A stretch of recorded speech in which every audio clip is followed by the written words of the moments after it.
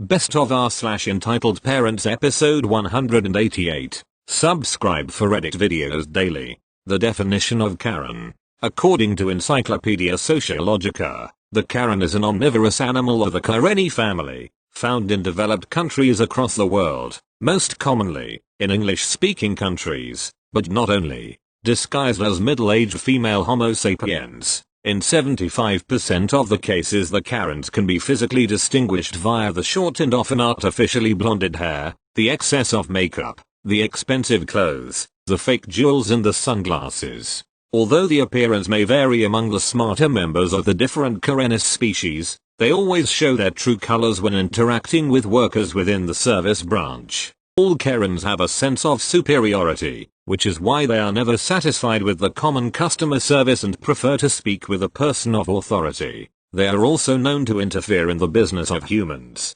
because they always consider themselves to be righteous. The most commonly found Karens, about 80%, are of the species Karenis retardus, which are distinguished with a questionable brain capacity and a failure to comprehend basic human behavior and common sense. There are also Karenis religiis, the holier-than-thou religious Karen. It goes to church 8 times a week and uses that as an excuse to do things, which are otherwise considered atrocious. It often does many of the 7 deadly sins, but thinks it will go to heaven, because it goes to church and says a prayer. Karenis impetus, the violent Karen. All Karens are attention seekers, but this animal is exceptionally dangerous. If it doesn't receive the demanded attention, it will use violence.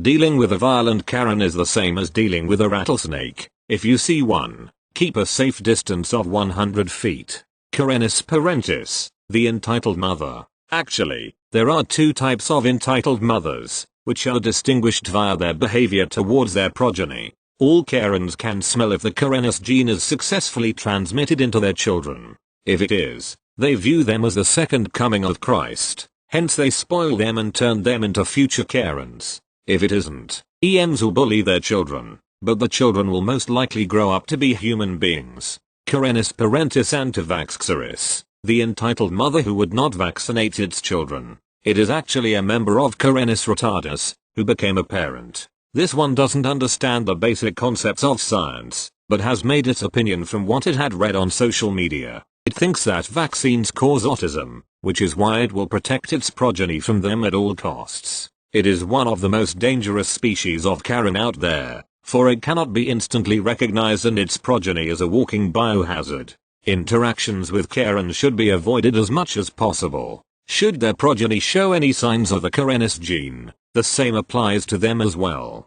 Due to the lack of any decent human behavior, the Karens may look like women, but they are most certainly not. Therefore violence is not prohibited, although not recommended. Should one need to use violence as a means of self-defense, it is recommended to be in a form of a fist, projectile towards the dental area of the head. Edit. Do you think this is a good description, so we can actually include it in an encyclopedia? Feel free to add other Karen species. I would like to see your suggestions and add those I like best. Also, sorry for any grammatical mistakes. English is not my first language. Thank you. Next. EPs make my kid cry because he had a lemonade stand. Note, this story isn't that long or satisfying. Okay, so my son, 10 years old, wanted to make a lemonade stand because he was bored during the pandemic. I told him it was a great idea, but he should wear masks/gloves, not get close to the customers, etc. He agreed and, after a day or 2, got it all made. He set it up so there was 2 different tables. One for him to sit at and one 6 feet away covered in cups full of well-made lemonade, and a jar to put the money in. Business was great for the first half hour or so, as he told me afterwards. He made like $8, and some people said they didn't have any money on them, but they'd come back tomorrow. Everything is fine and dandy. Enter EPs. Cast. EM. Entitled mother with the nastiest voice I've ever heard. ED. Redneck with American flag clothes and a huge beard. Me, yours truly, S, my son. CD, the couple's cute dog. My son asked me to get him something when I went to come check on him. We lived about 40 feet away from this intersection so I could see him whenever I looked out the window. I think it was more cups. When I was coming back, I noticed the EPs, with the cute dog, walking by. I decided to step away to see how he interacted with them. Smiling, hello. Would you like any lemonade? With a voice that will haunt my soul, is that a lemonade stand? Still smiling, yes. Each cup costs. In the rudest voice I've ever heard, like I need to get exposed to COVID. Snorts. They were both walking with no mask/gloves in the middle of the main sidewalk. By the way. Smile fades and lip trembles. EPs. Walk away giggling. The CD, as most dogs will, noticed that S was sad, and tried to come back to comfort him. With an extremely hard yank. Come here, you stupid dog. CD gets yanked and walks away sad, glancing back at S and giving one last little tug. Okay, it's fine that you didn't get anything from him. You might not have had money, not in the mood for lemonade, didn't want to spend money on lemonade, and that's completely fine. I understand that you didn't want to get corona, and that's 100% fine, even though he had taken every precaution to prevent that. But, seriously, you could have done it in a polite way. You could have just said, no thanks and left. That would have been fine. But, you made my son cry. He took down his lemonade stand, which he had spent hours working on, and refused to put it back up for another week, after much convincing. And then you laughed at him? Not to mention you hurt your dog, as well.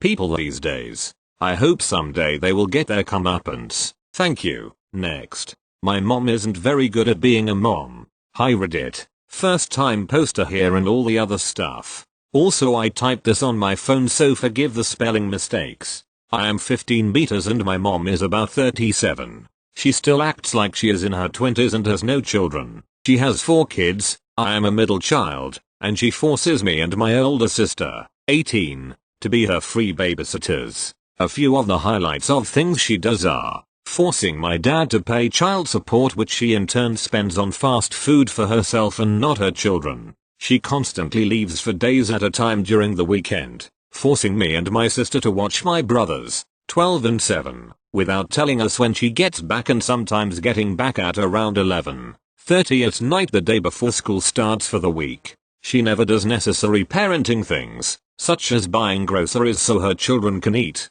doing anything around the house, or waking up on time to bring my brothers to school so they are constantly late. I walk. She also constantly brings her boyfriends back to the house to fuck and then break up with. One of the times she tried to fuck her boyfriend in the living room and I came home from school earlier than she expected and she got mad at me for it. She is extremely narcissistic. She once started crying about how my grandma, her mom, only calls her when she needs something when she calls at least 3 times a week just to say hi. She stole some of the brownies I bought saying you used my electricity to bake them so they are technically mine. I know it isn't that big a deal but really, and she makes almost every situation about herself. My sister was almost late to her graduation because my mom was still putting on makeup. Lastly, now that I live with my dad she keeps calling me asking for stuff because she misses me. Like she didn't care when I nearly died at age 13 to her person texting and driving and only liked it when I babysat my brothers for free. She also never calls or texts just to say hi. I don't know if my mom really fits into this subreddit so please let me know what you think of my mother. Thank you. Next. Entitled Mother wanted my €1,500 PC build for her son. Hello everyone. This is gonna be my second rather long rant here on Reddit. I've posted this on r/choosingbuggers and thought that it would fit here as well. So basically I am a 20 years old percussionist, and I'm getting myself into digital music. I'm just a newbie, but I wanted to try it out. I had the possibility of buying myself a rather high-end gaming PC, since I've worked a bit and I had some money to spare. I'm also a bit of a gamer. Big lie, I'm a total gamer, LMAO. So I decided to mix digital music and gaming and build a machine that could help me with both. Now here's where the choosing beggar comes in. I live in a condo where my neighbors are a family of 3 with a 10/11 years old child. I don't remember correctly. I've talked with them quite a lot and I've helped their son choose his first personal computer 2 years ago. But since now Warzone came out his PC wasn't enough now and he needed a new one.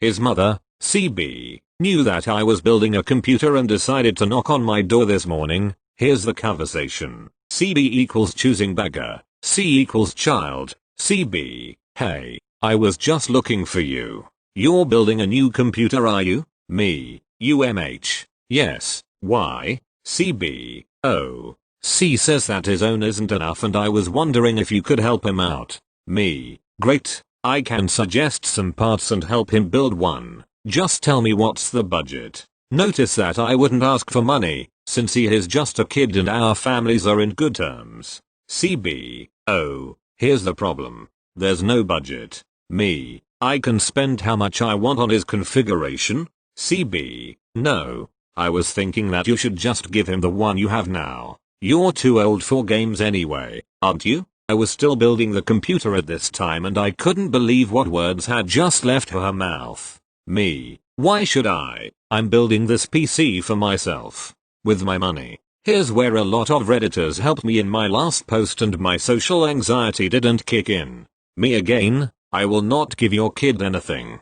CB, but why? You're a university now, you don't have time to play games. Me, you don't know how much free time I have, and that's none of your business. CB, oh come on. You're an adult now. Adults don't play video games. Me, adults do play video games, and again, what I do with my free time is none of your business. CB, you know you're never going to get a girlfriend like this. Girls don't go after men who play video games. Me, are you for real? Her tone was strangely kind at this moment and it just made me angrier.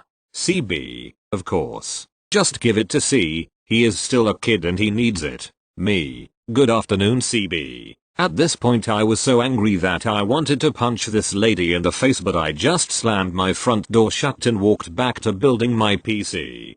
Basically this woman just wanted me to give my 1,500 euros PC to her kid because I'm an adult and I need a girlfriend. I mean, I am single right now, but I firmly believe that gaming is not the cause of that. I want to thank the Redditors that commented on my last post here, the one about EM wanting my drums at. The words about my social anxiety and on how to act in certain situations really helped me out and this time I was able to react in a more calm and collected way, even though I was angry as hell. Really. Thank you. Again I don't know if this fits here but I wanted to rant, and this seemed like a good place too. Sorry if it was too long, and thank you if you read it through the end, and sorry again if the English is kind of bad. But I'm not a native English speaker and I just translated this from Italian to English. Thank you. Next. This happened in 2006. One of my mother's oldest friends was a woman we'll call Carol. Carol has a son that was, at the time, in his mid-20s. We'll call him David. David was between jobs in the spring of 2006, trying to support his wife and his son, whom was around 4 I believe. During 1 month, he was hired to help build a deck for this seemingly nice family of 4, I believe. 3 weeks, he went there every day, cutting wood, building the deck, putting the finishing touches on it. Then, after it was all said and done, he went to talk to the family about payment. Next thing he knows, he's being accused of assaulting their 9-year-old daughter, and arrested over it. God, I'll never forget how Carol called the house. I was still living at home when I answered the phone. She was in such a panic. She was crying and blubbering, and I couldn't understand a word she was saying. It hit my anxiety button, and I started yelling for my mother to come take the phone. Poor Carol. David is her only son, and he was being accused of being a predator. David babysat for his family, and babysat me and other people's kids. So we knew he would never do anything like this. Mum got right in the car after that phone call and raced over to Carol's place.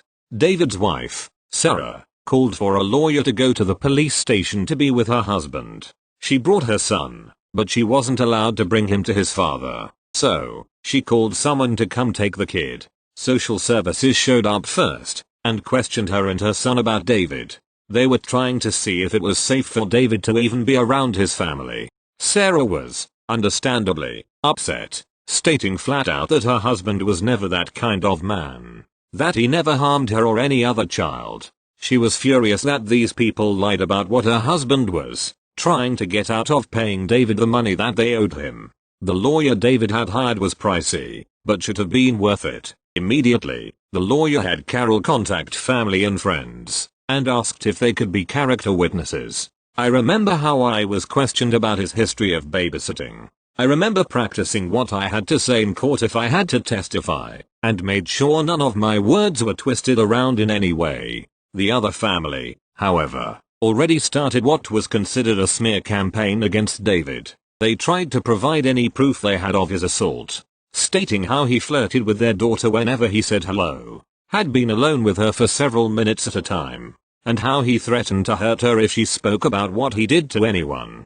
Flimsy evidence at best, as was his evidence that he was innocent, as well. It was all he said, she said, and it was difficult to tell who was telling the truth or not. I forget the finer details of the case, but I remember how the prosecutor kept stating that they are still gathering evidence, how they have files waiting to come in or something. It kept delaying the proceedings, and judgment, stretching it for far longer than it should. I was told that what the guy was doing, was driving up the cost of David's lawyer. The longer they had him, the more money they had to shell out when everything was over, whether they won or not. It got to the point that they could barely afford him anymore, and they needed to end the trial, otherwise, they would be flat out broke. At least, that was what I was told. I am not sure if that's what really happened or not. Whether it happened or not, David realized that they could not afford their lawyer anymore.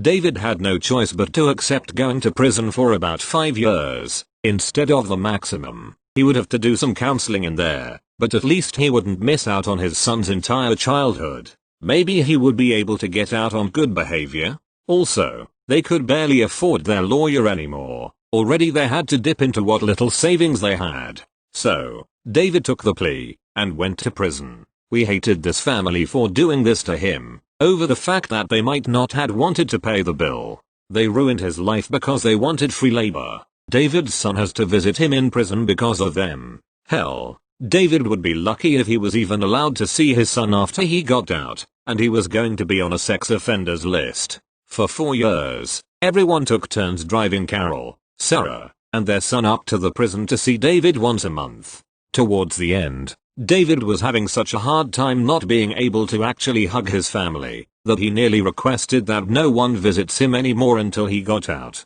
Carol got sick, and David was just broken over the fact that he couldn't be there for his mother. He missed his grandmother's funeral, his cousin's graduation parties, his son's birthdays. It was hell for him. Sarah ended up having to sell their home to pay their bills, and moved in with Carol where she lived at. Her home wasn't that big to begin with, barely able to fit the family in it. David moved right in, and was nearly ran out of the neighborhood afterwards. As for the family, they were still telling people they were right. Over time, though, people started to doubt their word. The family was accused of lying to get out of paying David. A lot of their friends turned against them, and I believe they ended up moving because people didn't welcome them anymore. Not even in church, or so I was told. In 2011, the truth came out. All this time, we thought the entitled parents were the people who accused David. It turns out, it was Carol who was the EM the entire time. Turns out, David actually did attack that poor girl. He actually did assault her. He did threaten her. He deserved to be in prison.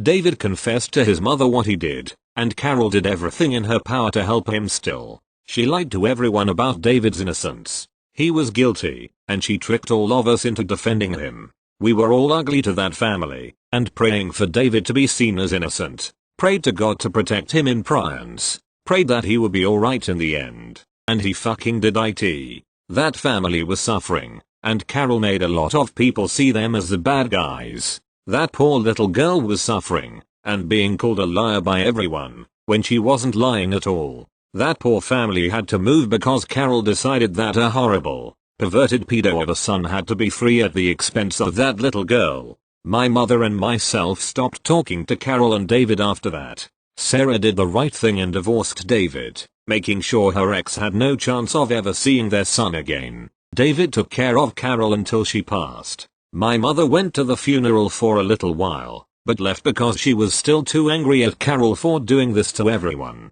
David is still living at his mother's home, having been left it in her will. We don't even drive over to that side of town, and I don't want to hear about anything going on with him. His ex-wife and his son, yes, but not him. The reason I bring this up now is because I found out that he went back to jail. I don't know what he did, but I hope he's behind bars for a long time. Thank you. Next. Entitled Cunt wants my niece's iPad.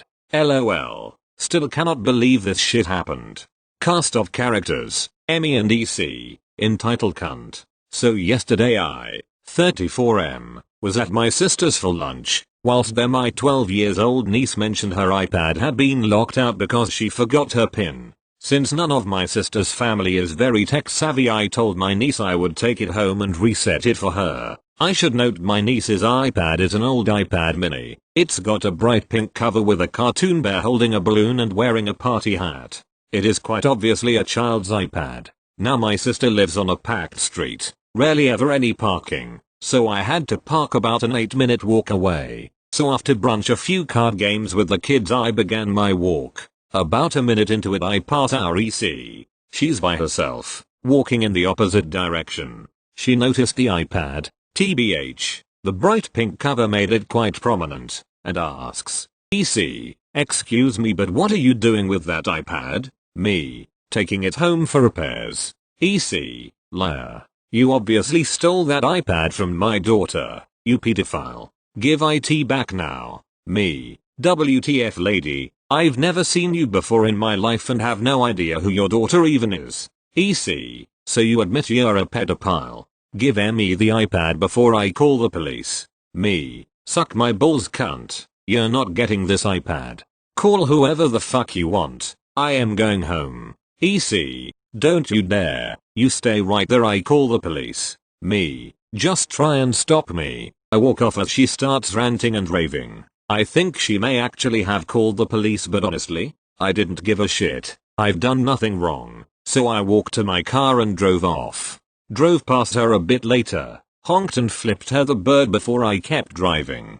Have just finished fixing up the iPad and now waiting for my sister to come pick it up. Thank you. Next. M steals my self-started college fund for sister's birthday. So whole growing up I found myself having a horde of entitled parents, step and otherwise. My mom was great most times but still felt entitled to my stuff as I was her kid. On to the story. When I was a kid after my twin brother got diagnosed with cancer I became obsessed with saving money for my future. I figured if only one of us got to have one I'd have to make it awesome enough for the both of us. He's in remission for 10 years next month but at the time I didn't know he'd live. This meant every holiday on I found myself saving all the money I got because I was going to go to Harvard.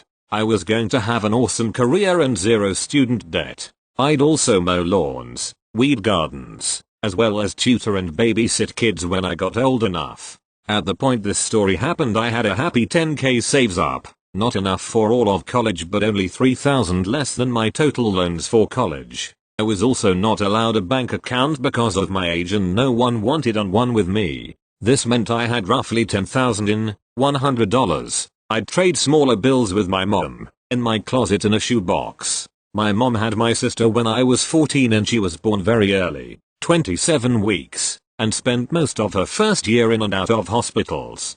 So my mom has dedicated her life to making my sister's life the best it can be. One day shortly after my sister was born my mom asked if she could borrow some money as they would be short on rent that month due to my mom and stepdad being at the hospital so much and having their savings depleted.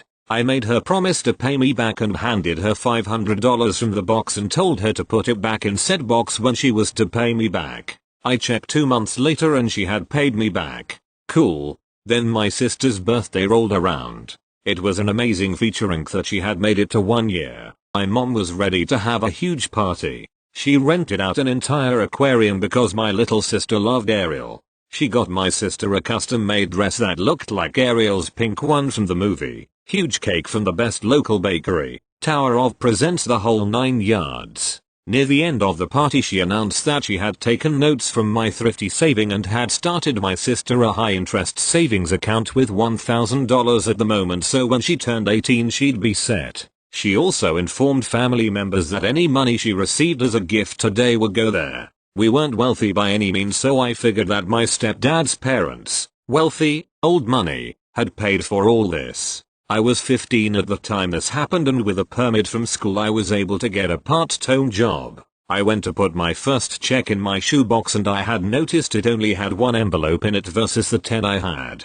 I opened it up expecting to count $1,000, but it was only $374, showing whoever took it had the foresight to put back what they didn't use. I had an absolute panic attack, like fell to the ground screaming / hyperventilating, crying, unable to speak, panic. That's when my brother came in. He wasn't sure what to do, so he got my mom. She got down on my level and soothed me to where I was able to communicate anything. She asked what happened, and here's the exchange roughly: M equals mom, me equals me, TB equals twin brother. M: now what happened? Everyone is alright, are you okay? Me: robbed. We got robbed. M: what do you mean, honey? I stared, crying again, and said I only have $300. I noticed my mom become slightly less comforting and her tone became slightly nervous. M: $300?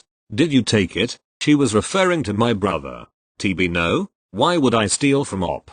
I didn't even know she had money. M: well, OP, I'm sure you lost it. Number 15-year-old needs $10k anyways. We'll get you a bank account. That way this won't happen again. I didn't lose it. M: well, you must have thrown it away then or something. That's when it suddenly clicked, how my sister had such an awesome party. Me: mom, please tell me that you didn't take it for sister's birthday. My mom got defensive and started talking like, and this is the best way to describe it, a guilty Danganronpa character during the rhythm minigame. Mom: I would never. What would I even use IT for? Your sister has had a hard life. You would be lucky if that's where your money went. You even got the money from US, only part of it, but whatever. I remember distinctly putting $500 in your stupid box. TB: oh my god. Mom's a thief. I am not the thief. I've given everything so you kids can have the best lives. I was at the hospital every night with you. I shaved your head when your hair started falling out. This continued and would be a lot of typing, but you get the gist. Me: mom, you gave me that money because you guys didn't have rent. TB: that's foo. MTB: out. This is between Op and I, woman to woman. She pushed my brother out and locked the door behind him. M: sweetie, one day when you become a mom you'll understand that you'd do anything for your kids. When God gives you 2 sick kids who get better, you want to celebrate them. Don't you want your sister to have a good time? Doesn't she deserve to go to college one day? You're so smart and strong, you don't need help like the other two. You'll probably get a full ride anyway. I was in tears and too shaken up to talk. I just sobbed in the fetal position. She continued to talk at me for a while, but I don't remember much other than waking up there for school the next day with my comforter on me and TB sleeping in my bed with his blanket/pillow. I never got any money back, but after buying a small safe with that paycheck instead, saved up more and worked 2 jobs when I was 16 so I could have money, I ended up with about $5,000 after having to pay for my own car and insurance to get to and from work and a few other things. No,